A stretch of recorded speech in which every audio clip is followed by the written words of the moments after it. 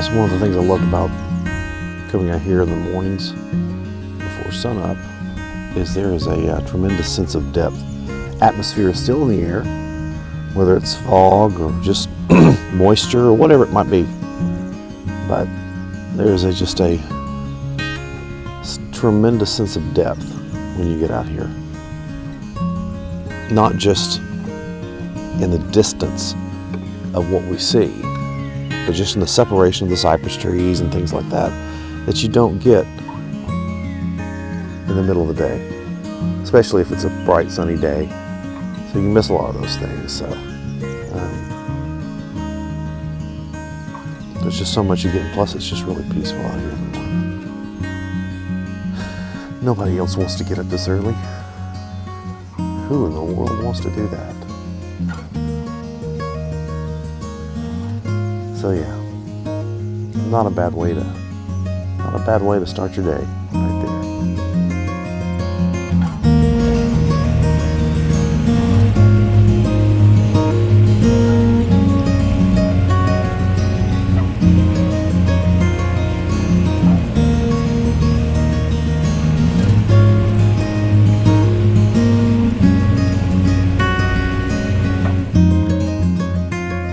Another one of the great things about nice, calm mornings like this is that you get some great reflections.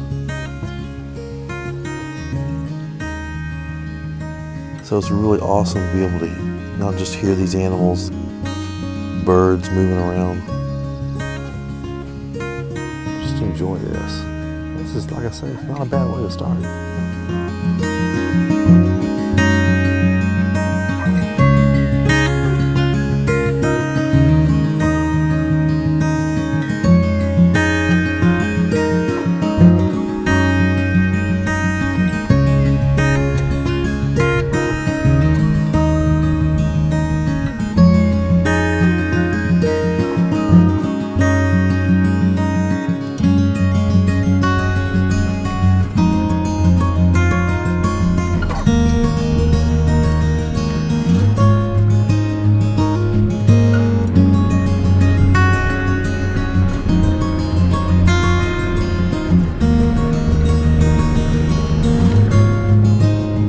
One of the challenges you face in an environment like this is finding clean images.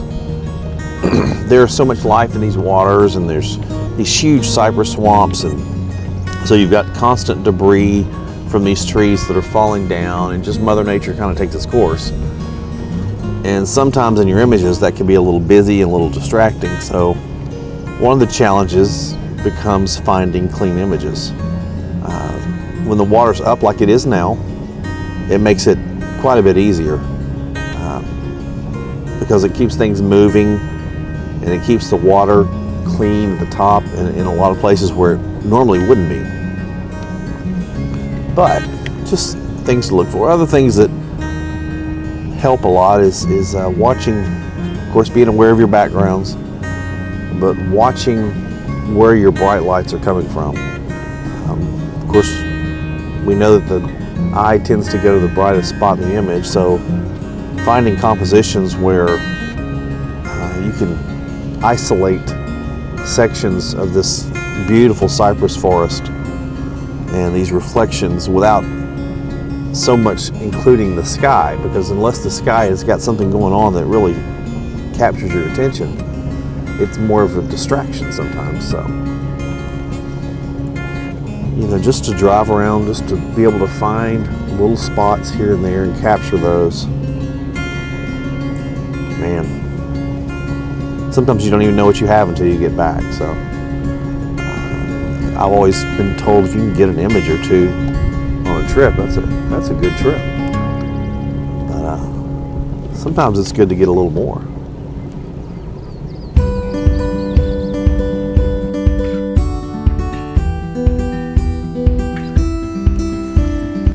I know you probably can't see it from this angle, but there's just an egret out there, but he's right in the reflection of that sunlight. That's where that longer lens can help you out some.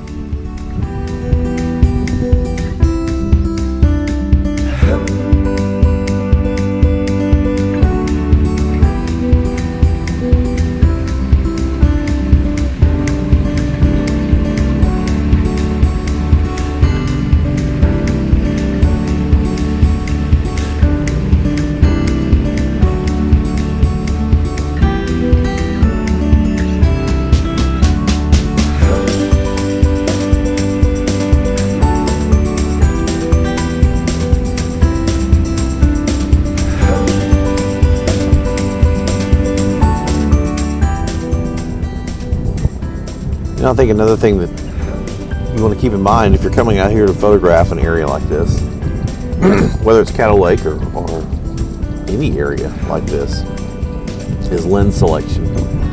We tend, like this video right now, is shooting a pretty wide angle, and we tend to want to bring those wide angle lenses, which is great, especially if you have something going on in the sky that kind of keeps your interest. But sometimes the sky doesn't always provide that, so it is fantastic.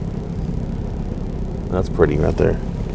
It is a really good thing to remember that long lenses can be your friend out here. They can compress things, they can keep the atmosphere in your image. There's so many things they can do with a long lens that you can't do with a shorter lens.